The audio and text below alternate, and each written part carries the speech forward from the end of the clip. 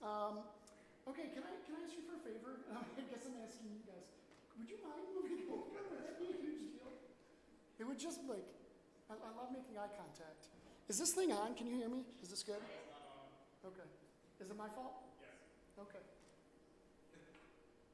That happens sometimes. Just so you know, there's 174 watching online. Hey, everybody. How are you? Not be honest. Okay. We are streaming, but there's not 174. Okay. Well, let me just give a quick shout out to everyone watching online. What's up? All right. All right, so guys, I am a pastor, a freelance pastor. I used to work in churches, and that was fun. But I gave it up a few years ago to coach people through their expectation gaps. And Sunday morning, if you're able to come, I'll define expectation gaps better, but it's basically just the difference between what we hope for, what we expect, and the hard realities of life. And those expectation gaps are really just bits of suffering that we experience. And I don't like being a negative person, but I think those negative places are often where we start with Jesus, right? Because this life is full of suffering. It's a reality in this world. Like the Bible tells us how broken this world is because of sin, because of original sin and continued sin that we bring every single day. And that just creates expectation gaps, and that often is not our preference, but it is what makes us often reconcile, okay, I need help. I can't save myself. Maybe Jesus can. So I do believe that suffering has a place in this world and in our lives that's actually beneficial. And one of the most unique things of expectation gaps lies in depression. I guess I can say more clearly, and when I say I'm an expectation gap expert, like I totally mean that, but I might be more of a depression expert. And I hate saying that. Like that's like not something I want to put on my resume at all. I wrote a book a few years ago called The Suffering Guy, talking about those expectation gaps, and someday I'll write my depression story and it'll be The Depressed Guy. And that's like terrible titles. Like, what am I doing with my life? But I do have a lot of experience with depression, and I'll share about that tonight. Tonight will be a lot more like a story, a lot more of my narrative. But as we get going here, I tried to come up with, you guys into like this AI movement? Like artificial intelligence is like, I know someone just went, oh my gosh, I can't handle it. It's creepy. But they built it into Adobe Photoshop recently. And someone showed me about it, and it's like my new obsession is just to be like, all right, Photoshop AI, like make me something. And it makes the weirdest things. So I hit the wrong button. So I asked it to make a graphic for a brown and orange graphic about depression. And that's what it made. I have no idea what any of that means, but I'm just going to run with it. Like it took me 12 seconds to make it. I'm going to stand by it. So that's going to be our graphic for depression. It means nothing. I have no idea. But my story with depression starts when I was a little boy. So I grew up in a family. Most people do. It was a broken family. My parents divorced when I was about 10 or 11. And it was a hard divorce. It was a hard breakup. It was a complicated set of circumstances. And, my siblings were all older. I mean, you're 21 years older. That seems hard to believe. Good thing I'm like 12, so that makes you like a normal age. So my siblings were growing up and out of the house. And I didn't know how to handle grief. I just honestly had no concept. Like I was 10 or 11 years old. Like, what do you do when grief hits? And no one had shown me that. I didn't know what to do. At the time, all I knew is that I hated the emotions inside of me. Like, the emotions were too much. It was ugly. It was nasty. I hated it. And I didn't want anyone to know. So I frankly just shut down. I isolated. I protected myself. I hid. I actually became, I guess the term would be a selective mute. I could talk, I just almost never wanted to. If a teacher would call on me at school, I would respond with as few words as possible. But outside of that, I wasn't talking on a given day's basis. During recess, I would hang out on the corner of the playground by myself. Occasionally, this one kid, Greg Obarski, would come over and try to interact with me, but he would get bored and walk away. I would run home right after school, and I would run straight up to my bedroom and hide out, and often my bedroom didn't feel safe enough. I would literally climb in my closet. That's a sad picture, isn't it? The closet became a great analogy for depression. I think depression feels like a closet to me, and I don't know if any of you guys have experienced depression. Perhaps you relate with that. It's like, oh yeah, I can totally envision that. Maybe you have a different analogy. Probably it's a better analogy than what I have because I'm kind of a knucklehead, but this depression or this closet analogy fits what I was experiencing. It was me seeking safety by myself and not, there's no one around to trust, but not sure who to trust and how to move forward or what to do. And, I was like, man, I should give some kind of imagery of what it looked like for me to be a kid hiding out in the closet. So I was like, oh, AI can help me. This is great. So I asked it to make a picture of me in the closet, and it thought I was Asian. So that was kind of a miss. So I was like, no, let's do this again. And it made this really creepy picture, which is not, that might look like me. Is that close? I don't know. Some of these are really funny because AI technology is really rough.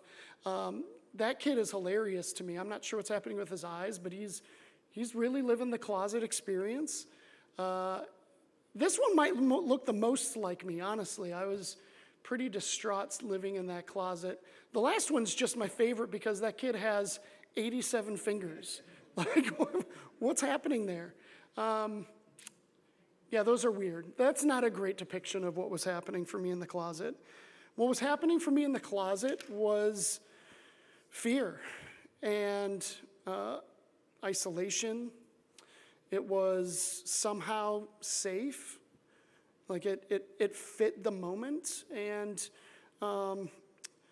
as I carried my closet to all these different circumstances of my life, if I were to go to school, I brought the closet with me. I just wasn't really interacting with anyone else. If I went to church, same thing. I was pretty safeguarded. And to be clear, I hated the closet, but it is a good analogy. So after some period of time, I started to visit my dad and my stepmom, Sandy. What up? Thanks for being here. Started to visit them in Virginia over summers. And I grew up in Wisconsin, so I was in Wisconsin during school years. That's winter time. And then visiting Virginia over summers. That's summertime. That's hot. It was the coldest cold to the hottest hot. I wasn't the biggest fan of Virginia. It was really humid and awful. But it was good for me to be out there because when I was out there with you guys, you would faithfully take me to church. And I really appreciated that. You'll never know what that meant to me. I remember one day, my dad coming to me and saying, hey, I actually want you to go to youth group. And I was like, no, I don't want to. Can I bring the closet? Can I bring that with me? If I can bring the closet, that'd be fine. And he was, lovingly insistent. And I said, okay, I'll give it a shot. But I don't know if I said this, but I was not going to participate. There was no way, no how. I just, literally, selective mute, never talking. But to respect him, I started to go. And I'm really glad that I did. I met this youth pastor who was just the coolest person I had ever met in my life. He was a professional bodybuilder, right? Just stacked muscles on top of muscles. And I can clearly say that, look, I've taken after him. Look at me. This is impressive. He was my idol. No, I don't know, he had this thick Southern accent. I guess the simplest way for me to say it is he looked cool, he talked cool, he loved Jesus, and he decided to invest himself into me. this man, Joby Martin, like spent a lot of time with me. He made me feel like I had value for the first time in a long time.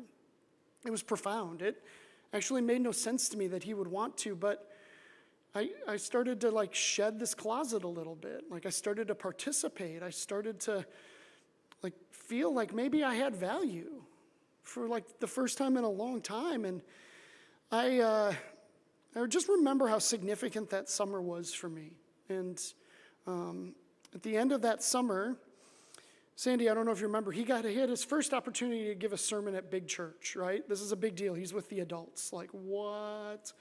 So I was trying to be extra good and paying attention. And it's really funny because, like, I literally think this is his first sermon, like, real sermon. And now he, like, runs a mega church in Jackson, Florida. Like, you could look him up. He's a big deal now, I guess. I mean, he's still big.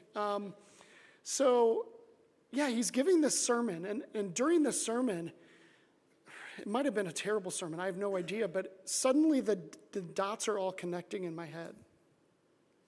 Holy cow, I have value.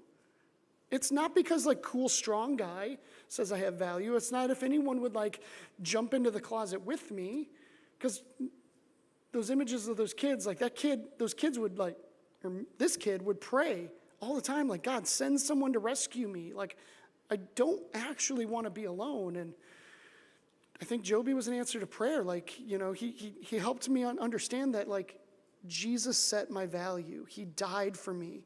His death on the cross determines my value, and I can experience this level of value all the time. Now, I had previously given my life to Christ. I did so during it was right around when I was 10 or 11, before all this closet stuff happened. And the reason I gave my life to Christ was the pastor gave this great sermon about how terrible hell is. It's just awful. Like, guys, do you know how terrible hell is? You need to avoid hell. So choose Jesus. He's the way to heaven. And as a 10 or 11-year-old, I'm like, that makes sense, right? Like, what do? I came forward and I prayed the prayer with the pastor, and you know, I'm like, am I good now, Pastor? And he said, yeah, you know, we'll get you baptized in a few weeks. And we actually never went back to church because like divorce was starting to happen and all that stuff. And so going to church, realizing what Jesus had actually done for me, I came forward again, but this time I like really gave my life to Christ. It wasn't about just hell mitigation. It was about feeling this level of value all the time. And things changed for me. I got to tell you, this isn't the end of the depression story for me, but for a season, things got significantly better. Do you remember senior year superlatives in the high school yearbook? You know what I'm talking about? Best hair, best dressed. Like, Ron, you had best hair, right? Me, I didn't have any hair. Oh, okay. Well, it's great today. I'd vote for you, okay? So I had a pretty big class. I had 425 students in my graduating class, and I got voted on 2 of those dang things, okay? This isn't a humble brag, okay, to be clear. I'm not hyping myself. Class clown and most likely to become famous. That is the transformation that Jesus made in my life. I'm not, this doesn't go on my resume. This isn't me like, well, look at me. For real, Jesus made a huge transformation in my life. He really did. Sad sack of a kid who won't talk to class clown who won't stop talking. It was miraculous. I was so thankful for him and what he did. So fast forward, I moved down here to St. Louis because my wise sister talked me out of moving to Colorado after college, and had a great experience, decided to stay in St. Louis. I met this really beautiful woman. Her name's Alicia. She worked at a church. She loved Jesus. She's super smart, crazy strong-willed, maybe a little too strong-willed sometimes. But like I met this amazing girl, and I was like just so in love with her. Like all those attributes meant the world to me. And I finally worked up the courage to ask her to marry me. And it was the worst proposal of all time, to be honest. But she said yes, and that's on her. She chose this level of pathetic, okay? To be clear. You can laugh at that. That's okay. Yeah, I get you. But yeah, she said yes to me, and we had a really short engagement, 10 weeks long.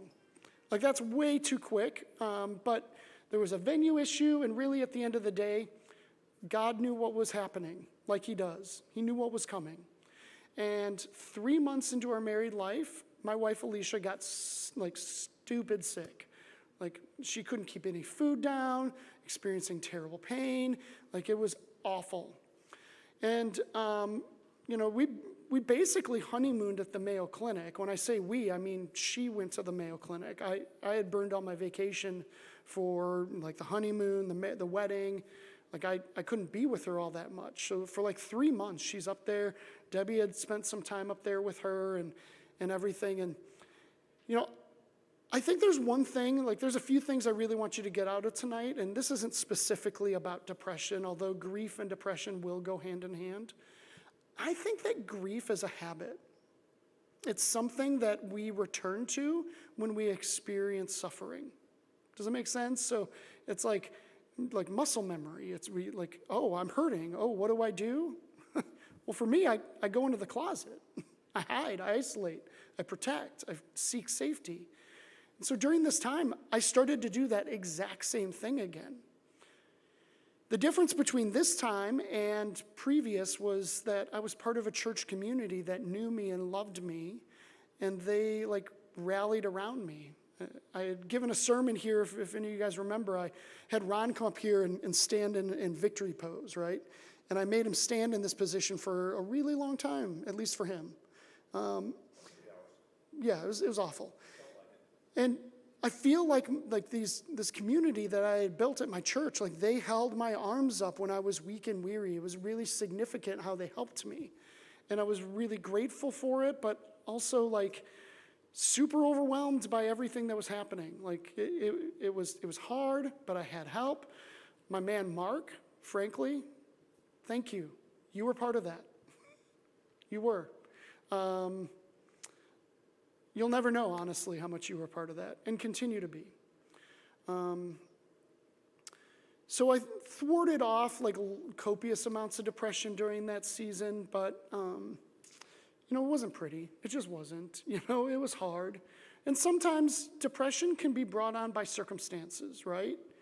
Sometimes it is the situation that we're in can make depression either happen or it can make it worse. And I think in my situation, it's kind of just always been there, but it brought it to the surface pretty real. And grateful for good friends, good community that could help me in that. Ultimately, I ended up moving out to Colorado to go to seminary. That was a different level of suffering, but we won't talk about that in this talk. So we moved out to Colorado, and that was hard and lonely. And I was going to school part-time, getting my master's degree. I was working full-time, really full-time plus. Every day at work, I'd get punked into staying 3 or 4 extra hours, consistently. I'm missing class, but it doesn't matter. You don't care.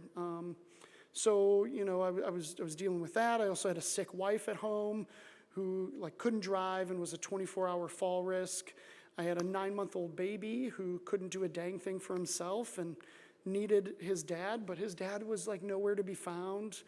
I would have mental breakdowns every 3 weeks. I'm I don't know if God's a jerk. I don't know if I misheard him. I don't know what to do, but I hate this, so we're going to move back to St. Louis.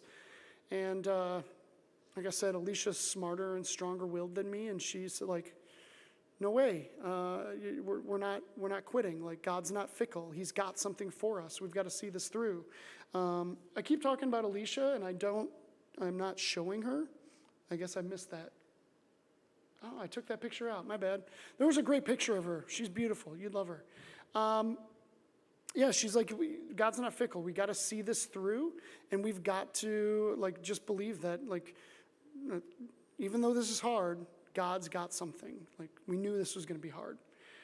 So it just kind of buckled in, and I would have another mental breakdown every the next 3 weeks, and it wasn't fun. But I finally got a job at a church out in Colorado, which was so much better for me because it was better work-life balance. I could kind of work on school stuff at work. That's always nice. That's like a two birds, one stone kind of situation. And, it wasn't my dream church, but it was good experience and whatnot. And worked there for 3.5 years. And then I got fired. I got fired from a church. Without notice, out of the blue. It was unbelievable what happened. This pastor was oddly aggressive.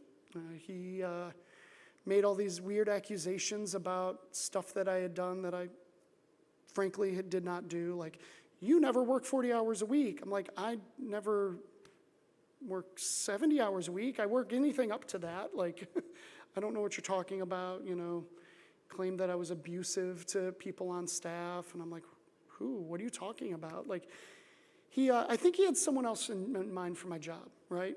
And that's fine. I wish he maybe would have handled it differently. I wish he would have said, like, hey, you know what? I don't think you're a good fit.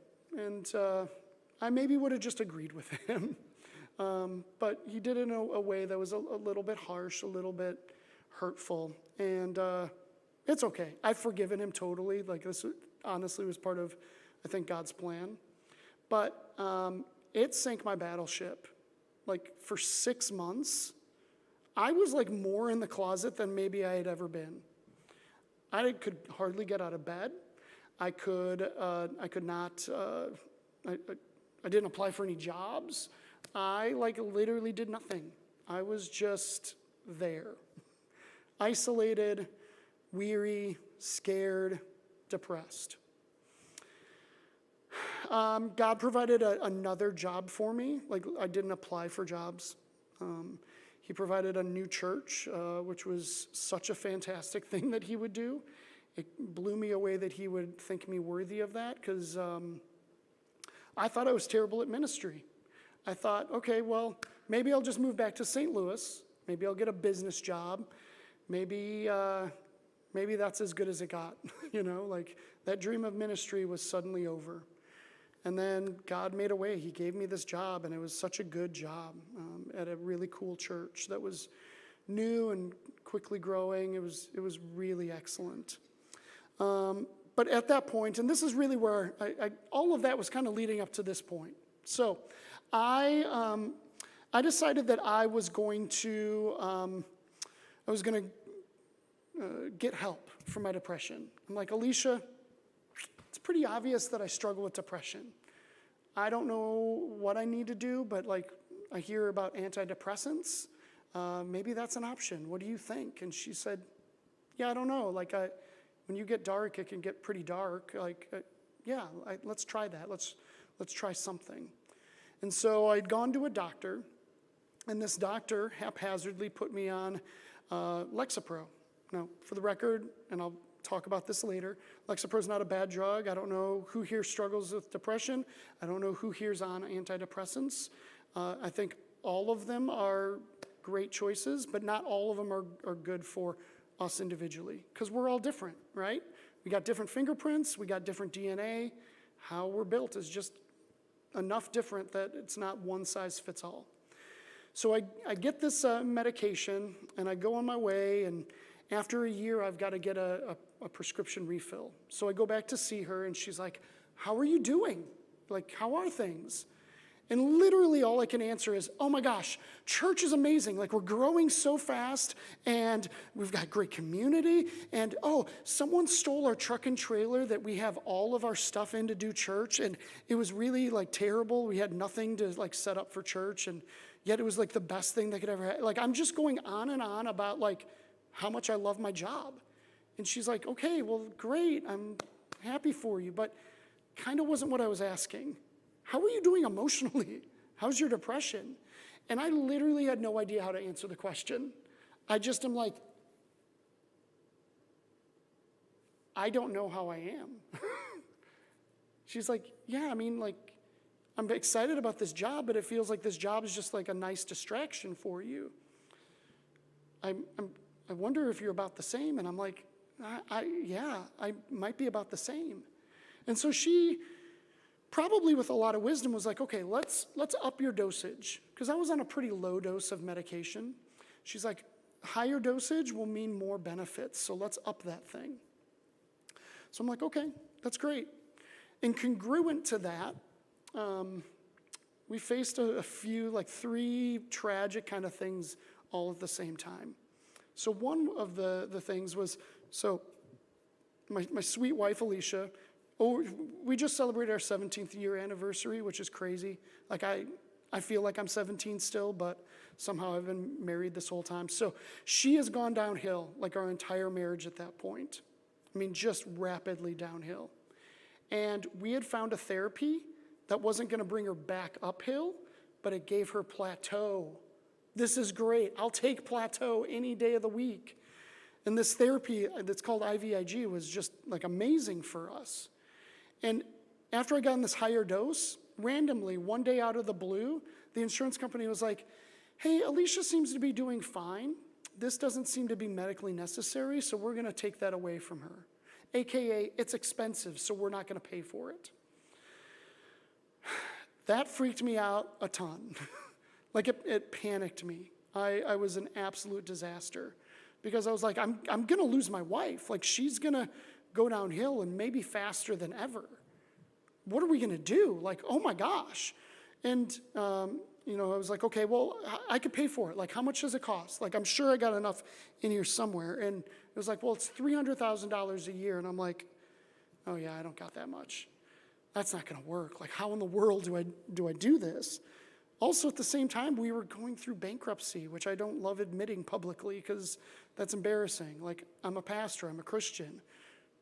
Bible talks a lot about paying your debts, and here I am, like, just wiping those debts away. Like, that was really, like, emotionally disastrous for me. And then also, like, something happened at church where I worked on the small group thing, and the pastor kind of went in a different direction, and it made me feel like maybe I was going to lose my job again. And I was just wigged out. Like, I had these things in my life that I knew I wasn't doing well, but I could point to them and be like, no one would know how to deal with this. People would be, like, completely disheveled when this happened. Like, I just had excuses. So for the next year, I'm not proud of this. I love authenticity. Like, I love sharing my story. I love being real. Hope you can see that on me. But for the next year, I just decided I needed to fake it until I could make it. Because I didn't know this at the time, but I was in that depression closet, and I didn't want anyone to know. It was like I was a more well-adjusted version of myself as a child. I wasn't going to not talk, but I wasn't going to talk real. Like, that's simply what it was. And so I just decided, like, I'm going to be Captain Energy at church. Like, it's the best week ever. People are coming to church. Oh, my gosh. But, like, nothing was real on the inside. Like, everything was in my strength, and my strength was, like, barely existent. I can't believe I got away with it for almost a year. After a year of faking it, the leadership team at my church, a team that I served on, they called a special Monday night one-off meeting, and I was like, oh, okay, like, what's the agenda? And they were like, hey, don't worry about it, just show up. And I was like, yep, I'm getting fired again. Like, when you live in the closet, when you're depressed, like, it's easy to jump to conclusions, and this one made sense. I'd kind of been there before. So I'm like, okay, yep, I'll show up. And I show up, and sure enough, I am the agenda, but not because I'm getting fired, but because they are concerned about me. They're worried. They're like, bro, we've watched you, like, isolate, and you seem really dark, maybe depressed. Literally for like a year. Like, they could almost call it to the day of when I went on this higher dose of medicine. Like, I was totally blind to it. I had no idea. But they're like, forgive us. We should have been, like, better, like a better church to, like, call it out, to ask you, how are you doing? What's going on? How can we help? And we haven't. We just assumed you'd get over it at some point. And so forgive us, but we're asking you now, how are you? Are you okay? Do you need help? And by this point, all of the things that I could point to, like the IVIG thing that was taken away and was going to kill Alicia, We won the appeals process with the insurance company. That does not always happen. Like, that was God. God provided. Yet there was no celebration in me. Like, I was still just faking. That was the mode. Like, gotta keep faking it. I'm a mess, but. So that was resolved. The bankruptcy finished. My credit score came back up to 700. I'm still not happy about it. Like, I don't love admitting that, but like, okay, it's in the past. The small group stuff all worked. Like, I didn't have any excuses anymore. Like, what is wrong with me? I just start crying and snotting, and I'm like, I don't know what's happening. Like, I know I'm not okay. I haven't had the courage to say anything. Forgive me. And they put me on sabbatical the next day. I started a 2-month break from my job at the church as a pastor. And that's an objectively great thing, like what a gift. But surprise, surprise, I couldn't get out of bed. That next day, I suddenly had no identity. My identity was a pastor and, a darn good one, right? And when it was gone, I got nothing. I had no hope, no joy, no love, no care for myself. This closet was worse than any that I had ever experienced. I'm like fully convinced of it. I was thinking really messed up thoughts. I didn't make any plans. I didn't attempt anything in my life. But I can tell you, I did not want to live.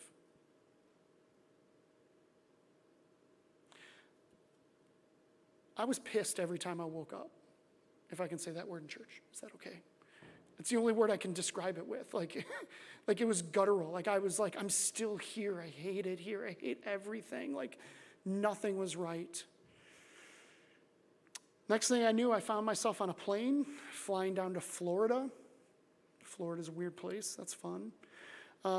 Checking myself into a medical Christian residential treatment center.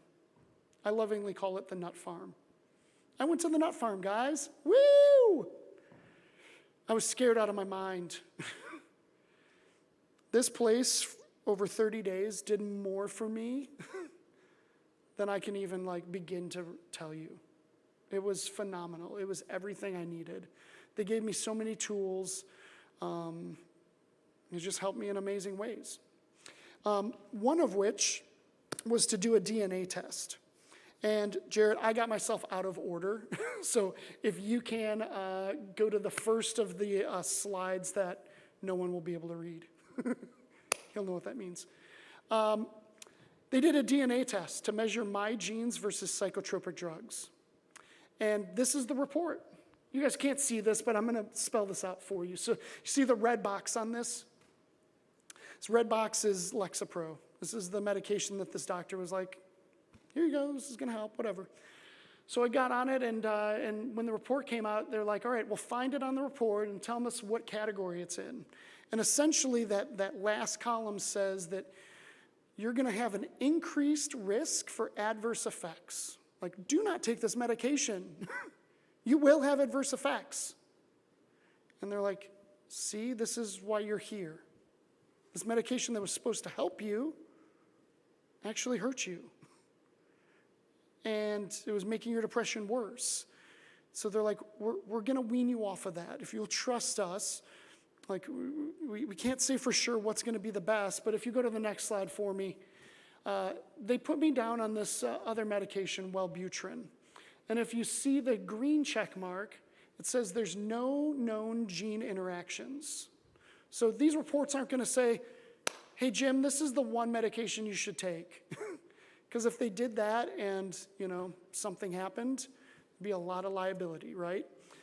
But they're saying, this is probably a good drug for you. So my doctor there put me on this, and literally it changed everything. It changed everything. I take off my glasses because when I take off my glasses, I am painfully aware of how bad my vision is. I saw your guys' faces before. I don't see them. I can see your shirt color. I can see your skin color. That's about it.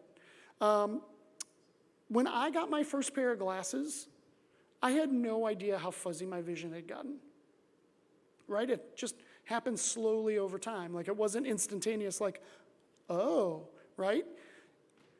When I got on this new medication, it was like the first time I got a pair of glasses. It was like, shut up. Are you kidding me? You can see like this? Like, the world's beautiful? Why didn't you tell me? This is amazing.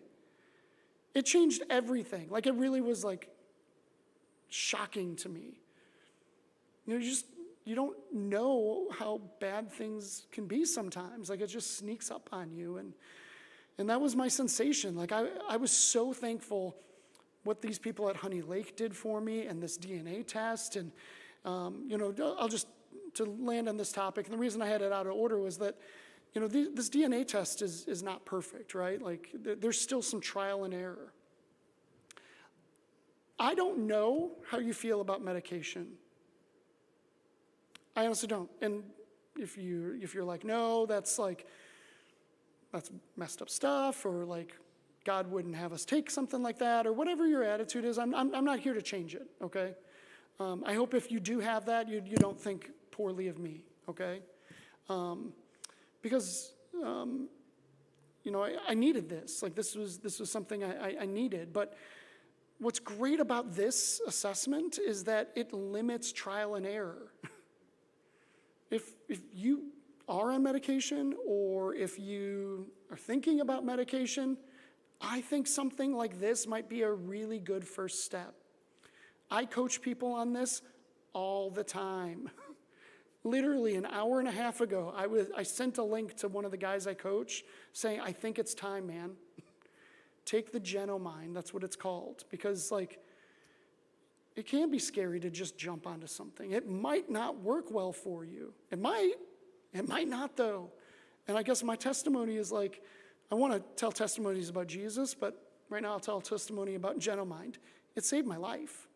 Like, I don't know how the story would have ended if I didn't make this change. I don't.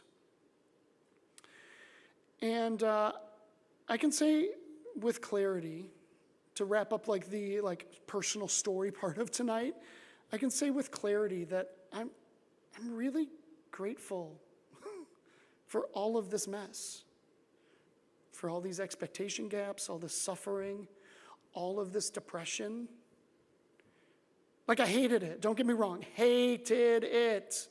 I don't want to do that anymore. I might have to.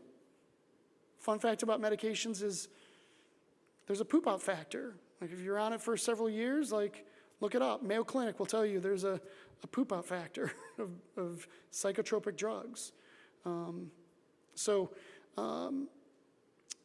Yeah, like, I'm grateful for all of this mess because of two things.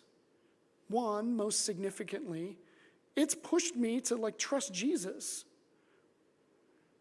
When you're alone in the closet, who else do you got? I mean, I guess you could just be alone. That's an option. But being alone with Jesus in the closet, that's, like, significantly better. Better to be in community, for sure. But being with Jesus is better every time. And I've learned how to let Jesus into my closet now. Like, I really have. I don't know if I'll be back in that closet ever again. I hope not. But if I do, I know Jesus is going to be with me. But the second thing is that this has given me a platform. Like, you guys decided to come out here on a Friday night. Like, there's rad things happening tonight that you're missing out on. To listen to this, Ron must have guilted you. Or, like, this affects you in some way. Like, you might have a friend, a family member, maybe yourself is struggling with depression, and the closet is growing smaller by the day. And if I can encourage you in any way, I want to, and so I'm grateful that you're here. I have totally gotten myself out of order, so I apologize, but can I open up the scriptures here? And so we'll go to the top of Psalm 102.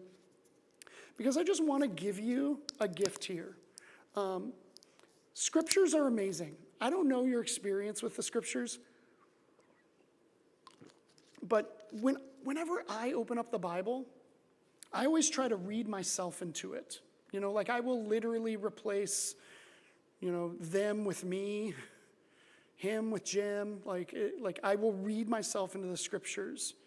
If you've never done that, I literally challenge you this week to read yourself into the scriptures, because Paul's letters are a great example. He's writing a letter to someone.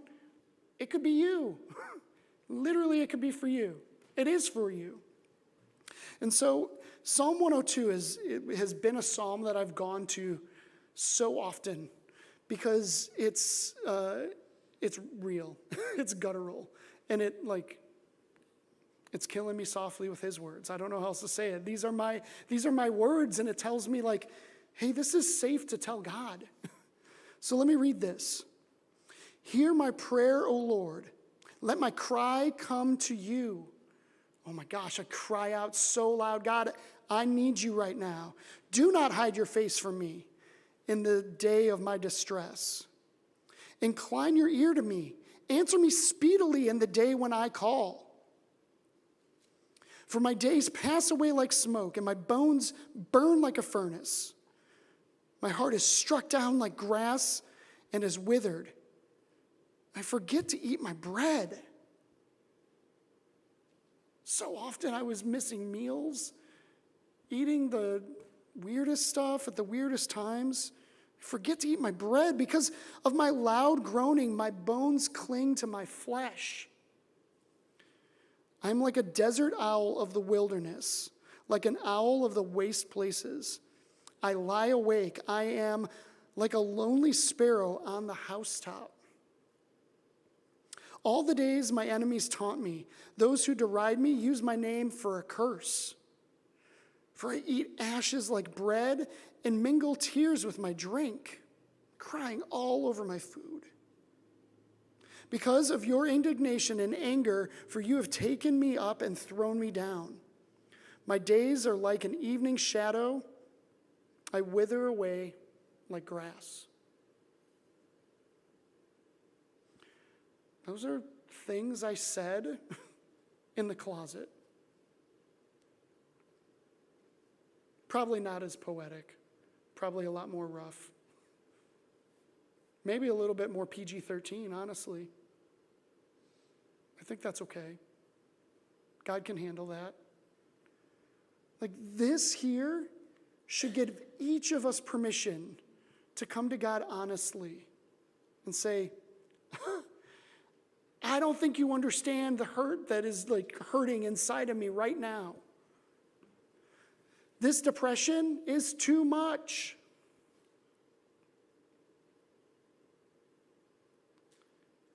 The truth is he already knows it. He's not a stranger to it. He's already been in the closet the whole time. And really, one of my fatal flaws, especially in that season where I'm, fake it, gotta fake it, just bring the energy. My fatal flaw was thinking I could keep a secret from everyone, but keep a secret from God? I was not telling him this stuff. Why? That's so dumb. I robbed myself of an opportunity to engage the creator of the world, the creator of me. I know it's tempting to feel like we have to have it all together to come before God. I almost want to raise your hand if you believe that. At some point, all of y'all have believed that. You might believe it right now. We do not have to get ourselves all together to come before God. We can summons him to our closet. How about that? I believe that wholeheartedly. We do not have to get ourselves together. My son, Anderson, he's 13 years old. He just turned that. It's crazy. It makes no sense. He's a wreck, guys. If you're watching at home, love you, bud. He's a wreck. I want him to be better, but he doesn't have to get himself together to ask me for help, to be with me, to have me love him. None of that. It's just free. And I'm pretty limited. I am super far away from the glory of God. If he doesn't have to get himself together, man, why would I believe that I have to get myself together? We can be honest about this. And guys, I don't know how you feel about the church when it comes to the conversation around depression. It's probably a topic that's a little taboo, right? Because we're supposed to have joy. We'll talk about this on Sunday. We're supposed to have joy. Rejoice. Count it pure joy. What? Really? I think we would do well as believers, as a church, as people in the community that love others people to just meet them where they're at. If they're in the closet, man, knock on that door. They might not accept you, but ask if you can come in. Now that's all alliteration. I don't know exactly what that means, but maybe that means something for you tonight. Maybe there's someone that you know in your neighborhood, in your family, in your group of friends that needs to have the door knocked on. Needs to have some guidance how to overcome all of these painful words. You don't have all the answers, I can tell you that much, but that's not what it's all about. It just isn't. All right, let me give you just a few more thoughts about depression, and I think that this might be a good context for you if you have someone in your family or your life that is walking with depression, because I think that this is really important. The slide that has the hypothalamus, that's a fun word, right? If you bring up that first slide. Okay, so guys, I'm going to teach you a little bit about the way our body works. Okay, this is a little biology, a little psychology. Guys, there's this thing inside of us. It's called the HPA axis. This is one of the things I learned at Honey Lake, so it's a privilege to learn something and then to give it away. And so this is what I'm doing. So the HPA axis, something happens in our life. And we have a physical reaction. It's like an autonomic kind of thing. It's oh my gosh, we see a mountain lion. As we're jogging down a path, we're gonna have this HPA axis reaction. So our hypothalamus gets activated, oh, there's a mountain lion. And it produces a chemical, which then hits the pituitary gland. And the pituitary gland creates a chemical. And that chemical hits the adrenaline, the adrenal gland, which creates adrenaline. And this is how we get to an adrenaline response. And when we have an adrenaline response, when we have this whole HPA axis that happens, it happens really quick, very instantaneously. We have no time to think about it. It just happens to us. We have options. We like options, don't we? Options are good. When I go to Taco Bell, I want options. Now, it's all the same thing. It's just in different orientations. But it's literally meat, cheese, and maybe sour cream if you're into that. But I ain't. Okay, so we got options here. So the options are we fight, we flee, or we freeze. The problem is we don't get to choose either of these options. It happens for us. Our body chooses these responses.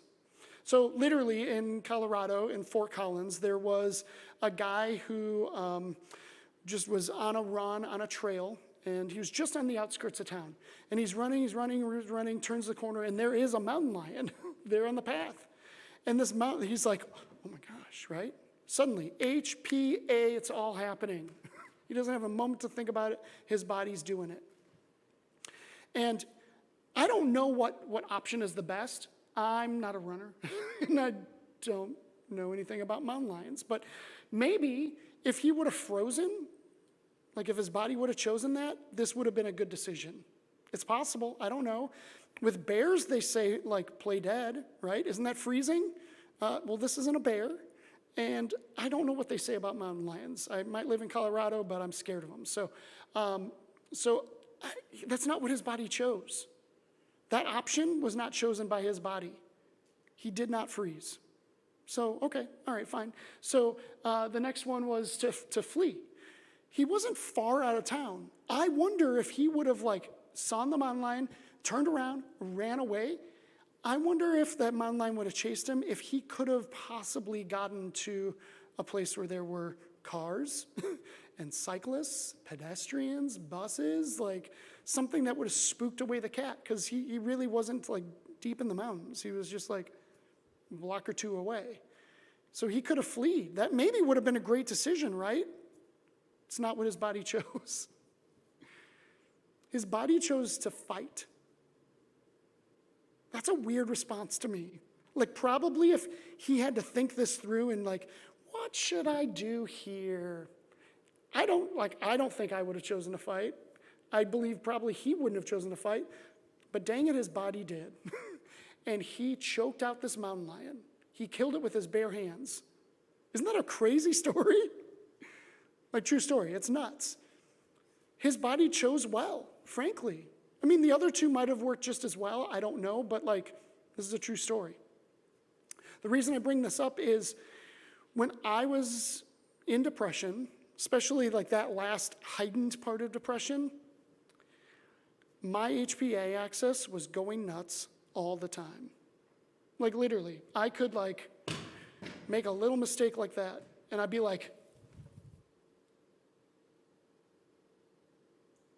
I would just freeze. My HPA axis was getting triggered on things that don't deserve HPA axis treatment, and I could only choose one of these dang things. All I could do was freeze. That's it. That was a telltale sign of depression. There was something really wrong with me. And, it's okay, but in retrospect, I'm oh, truly, I'm telling you guys, every single day I would freeze over stuff. Stupid stuff, somewhat big stuff. Questions? Was that before you went to Florida? Yes. Yeah. No, great question. That is before I went to Florida.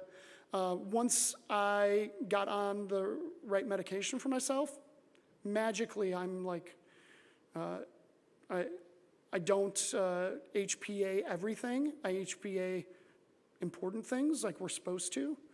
It's really dangerous when you HPA everything because you'll run out of adrenaline. If you got questions about that, you can see Ron later.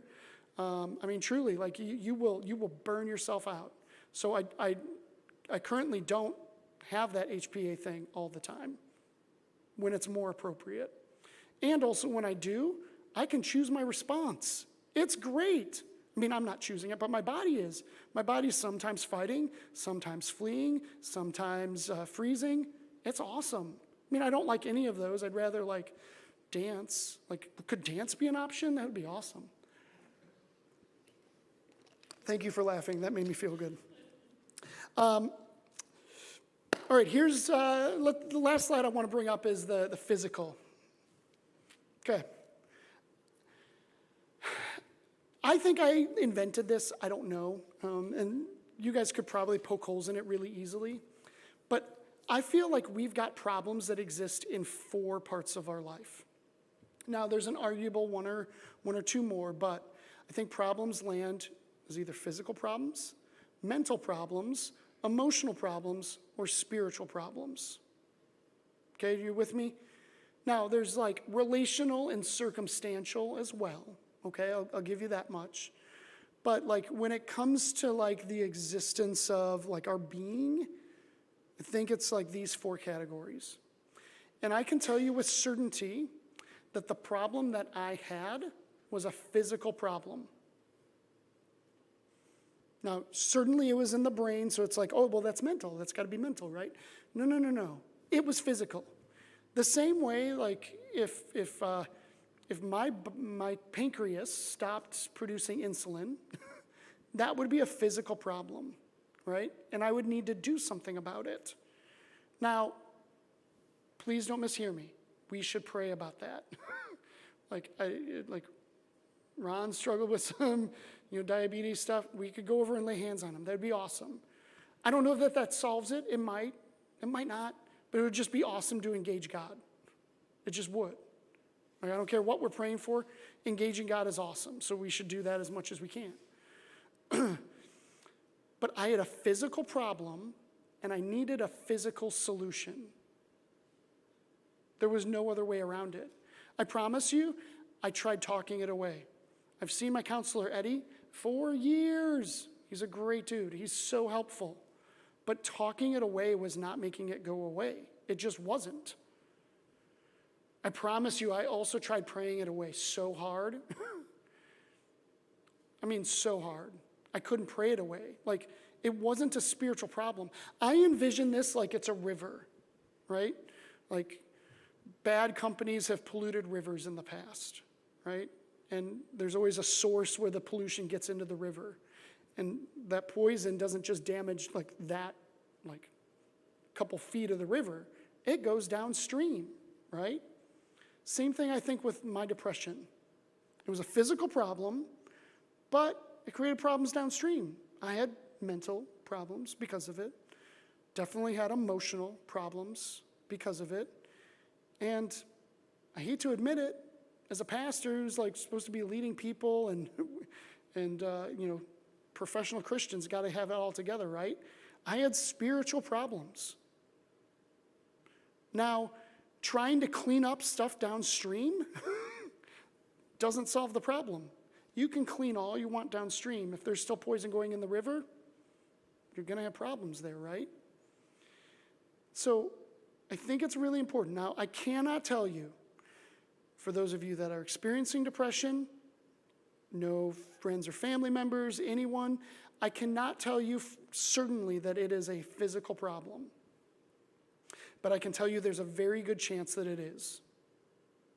Okay? So I know we're talking about depression tonight. Tomorrow night we're talking about anxiety. And I meant to say this at the beginning, but I'm glad I'm remembering it. Really, same thing goes for chronic anxiety, right? Like, I'm really just talking about chronic tonight. Tomorrow we're going to talk about anxiety, but it's going to be more acute. And so we'll actually kind of talk about acute depression as well. But like chronic depression, chronic anxiety, I believe is a physical problem. And it's okay that it requires a physical solution. God gave us the intelligence and medical professionals and medication for a reason. Like, I firmly believe that. And so I just think that we will do really well to keep some of those realities in mind. Right? Like, I can't tell you, I was like literally shamed for my depression. You're thinking exactly what I'm thinking. I had someone call me and say, hey, you haven't been reading your Bible enough. That's, like, I'm like 2 days away from going to Honey Lake, and it's like, well, you just need to read your Bible more. I'm like, what? I try reading my Bible. I read the same verse over and over and over and over, and I get to the end of the verse, and I'm like, what did I even read? Like, none of those words mean anything to me. Like, the physical problem was in the way. Like, shaming me was not actually helpful. I understand the point. I understand the heart behind it, but, like, this is complicated, right? And it's really hard to know how to help someone. I promise you that not helping because of confusion or concern or, like, fear is less good than, like, helping poorly. Just be careful about the shame thing, right? Like, just enter into the closet with them. I'm telling you.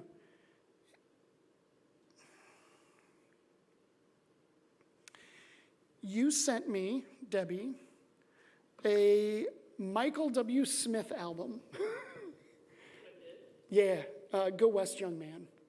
You guys remember that? Anyone spin that album? It was a hot album. It was so good. I mean, it does not hold up today, but it was great back then. You sent me that album when I was closeting so hard. I'm just like having this thought right this moment. You entered in the closet with that simple action. And it meant like a ton to me. I listened to that thing a lot. Like, I don't think you can actually burn out CDs, but I got real close. I got real close. So thank you for entering in the closet. So let me wrap up by saying this. This is really complicated stuff. And it's hard to know. It really is. Like, I've become an expert at this, but I'm telling you my expertise in retrospect. I couldn't have told you any of this stuff years ago. I just couldn't. And if I get back into a depression closet thing, I'm going to struggle to tell you then too, because it's just that complicated and weird. Like the fuzzy vision, man, like I'm telling you, it's wild.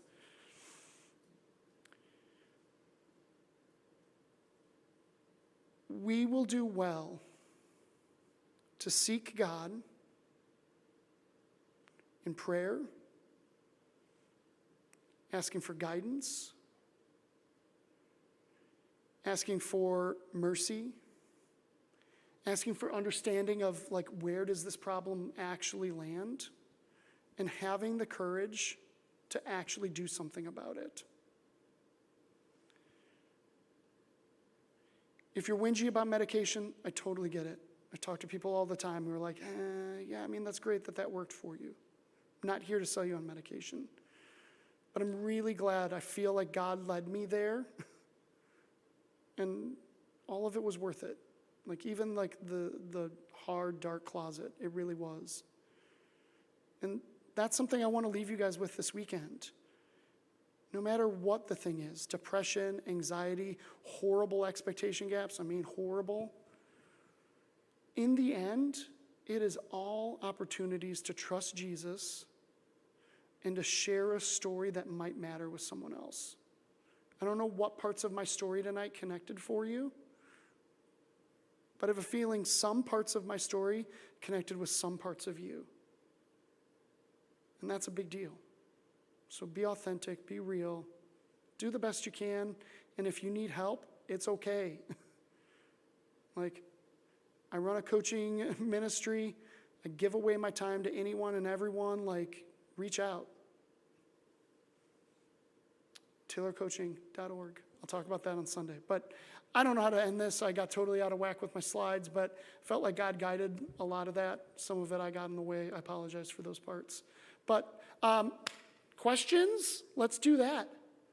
What up?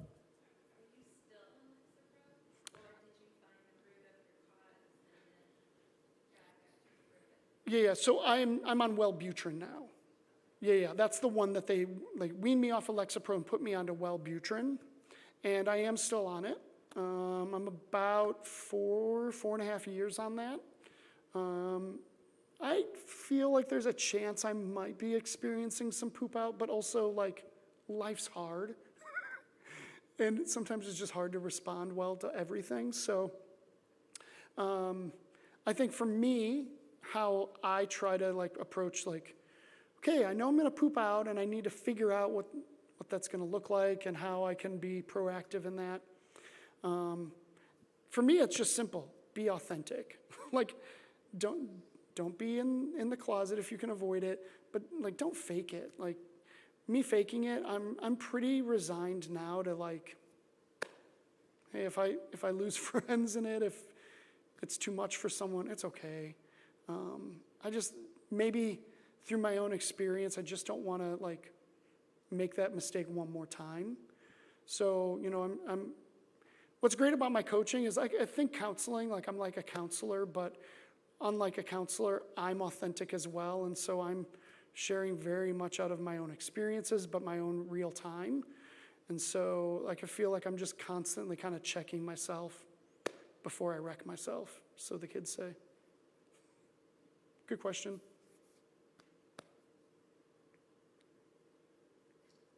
Anything else? You guys want to see my dance moves? Is that like you want to see that? That response to the HPA access? Yeah, Ron. So part of the things that I learned kind of goes along, I think, with maybe what you're going to say tomorrow more than what you said tonight. Mm-hmm. They tie in. One of the things that I was taught when I went through my adrenal crash and all of that, because part of my questioning was, this always been, have people always gone through this? Because I don't see that in history. What's going on here?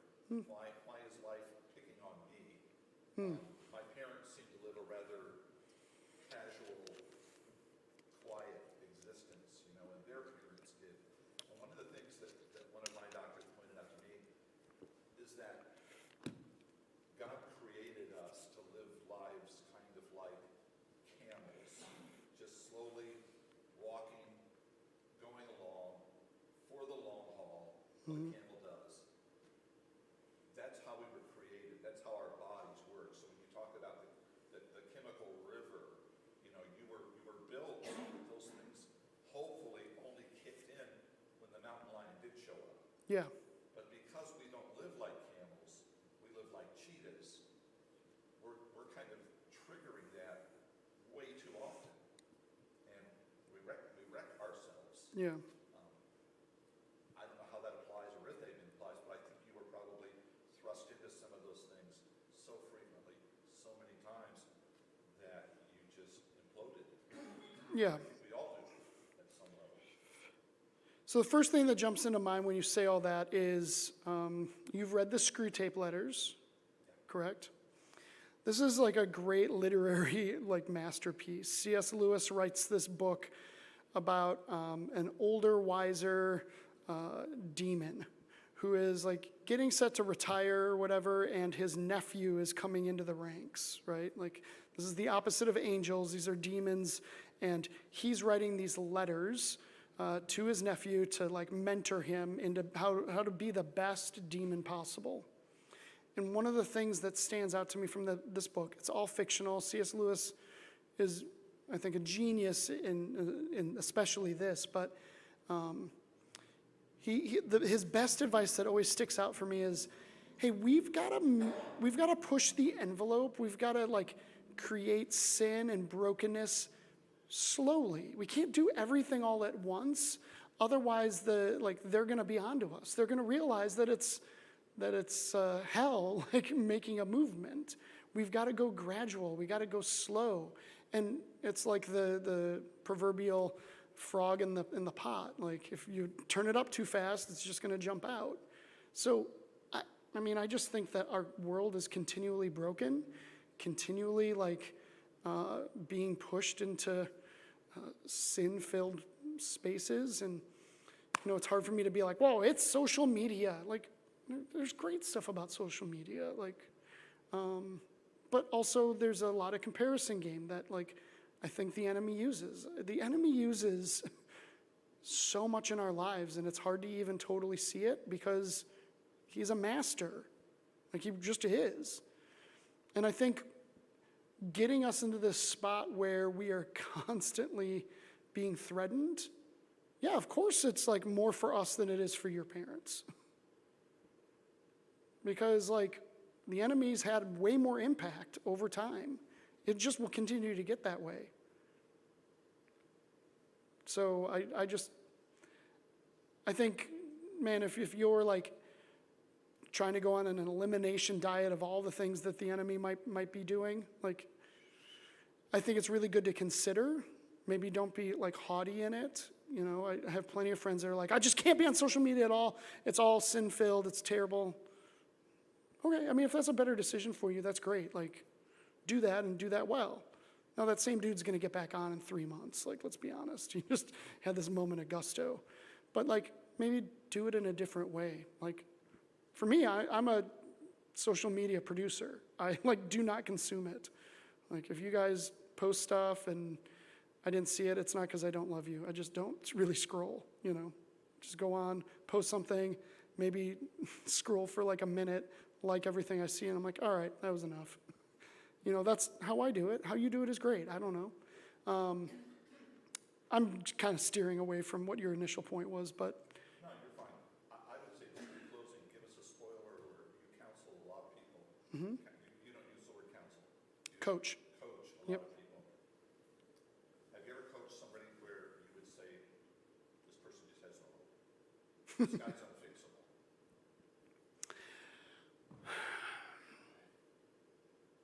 Okay. No, but there have been especially one guy. I'm trying to think through the inventory. I can only really point to one dude whose sin was so great and had such a great hold on him, and he didn't want to give it up, that it became pretty obvious that he actually didn't want to do any work in the long run. Like, the stronghold was that great.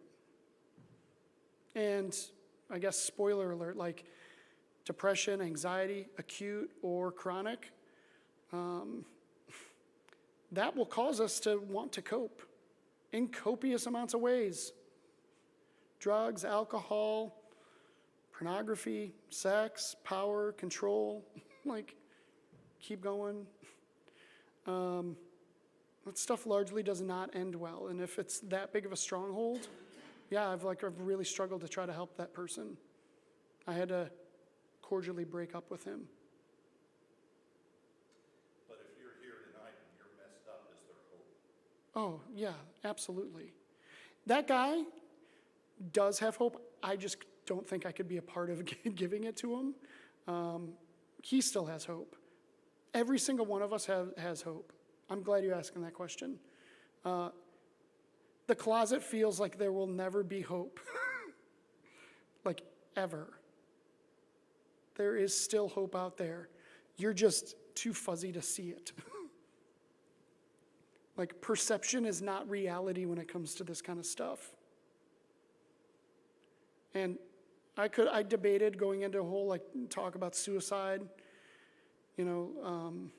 It's an unfathomable thing for me, but also at the same time I can totally understand it. But I think the thing that I try to communicate to people is like, hey man, like you don't know like what could happen to bring you better vision tomorrow. I know that it's really fuzzy and dark right now, but like there might be corrective lenses in your near future. Please don't like make that decision now. You don't know what's coming. So let's just call it there. This was good. Tomorrow we'll talk about anxiety, but really just chronic or acute. And it'll be like the same thing for depression. Because to me, and this might be too hot of a take, I just think they're two ends of the same spectrum. It's like depression, anxiety, they're interconnected. Like you can live anywhere on that spectrum. So yeah, we'll have a great time then. But I promised someone that it wouldn't be 2.5 hours, so let's be done. And that person's not here. Oh, okay, that's good. That's not here. Thank you, sir. Thanks, Jim. Can you hang around if individuals want to talk to you? I hope people do want to talk.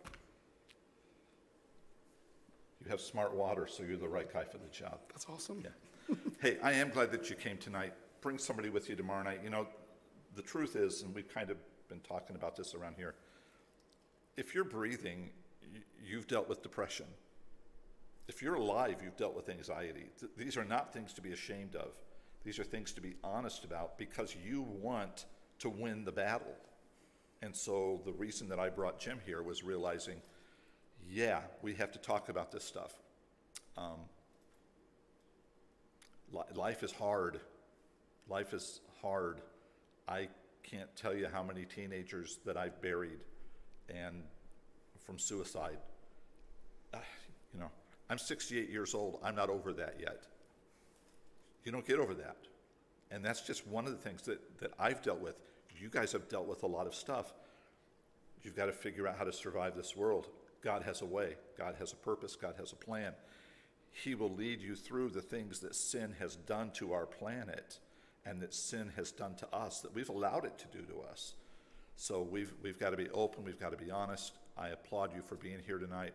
Grab somebody tomorrow that needs to be here and say, come go with me. Come on, this is going to help. So other than that, let me pray for you. Go on your way. Jim will be here for a few minutes if you'd like to take a minute with him. Father, thank you for the truth that there is hope. Thank you for the truth that no matter what has happened to us, or no matter what we have done to others or to ourselves, you've got a way and you've got a path for us out of the mess. And I'm so glad, Father, that that's true, because I'm a survivor and it's only because of your love and grace. And I pray, Father, that if there's anybody watching tonight or anybody here tonight who's kind of on the edge of all of that, that you will whisper to them about your love and your care and your kindness, and that you have a way back, and that there's a brighter, better day coming if they'll just link onto you. And I pray all these things in the wonderful, holy, good, and strong name of Jesus. Amen. See you tomorrow night, 6:30.